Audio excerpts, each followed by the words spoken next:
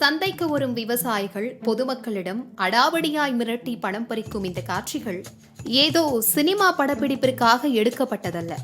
இது ஓர் உண்மை சம்பவம். செங்கல்பட்டு மாவட்டம் திருக்கழுக்குன்றம் பகுதியில் வாரந்தோறும் செவ்வாய்க்கிழமைகளில் மாட்டு சந்தை மற்றும் கருவாட்டு சந்தை நடைபெறுவது வழக்கம். இந்த சந்தைக்கு வரும் அப்பகுதியை சேர்ந்தவர்கள் சிலர் தேவையான பொருட்களை வாங்கிவிட்டு வீடு திரும்பும் போது அவர்களை அதே பகுதியை சேர்ந்த பார்த்திபன் என்கின்ற ரவுடி வழிமறித்து மாமூல் வசூல் செய்வது வாடிக்கையாகி இருக்கிறது. 10 ரூபாய் முதல் 50 ரூபாய் வரை மாமூல் கேட்கும் பார்த்திபன் பணம் தர மறுப்பவர்களிடம் உள்ள பொருட்களை பிடுங்கிக் கொள்வதும், மாமூல் கொடுத்தால் மட்டுமே பொருட்களை திரும்பி தர முடியும் என்றும் மிரட்டி வந்தார்.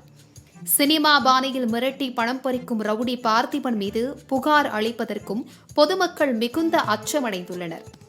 மாவட்ட நிர்வாகத்திற்கு இதுகுறித்து புகார் அளித்தும் இதுவரை எந்தவித நடவடிக்கையும் எடுக்கவில்லை என கூறப்படுகிறது. மாமூல் கேட்டு மிரட்டும் ரவுடிகளால் சந்தைக்கு செல்லும் விவசாயிகள் பொதுமக்களின் எண்ணிக்கை குறைந்து வருகிறது.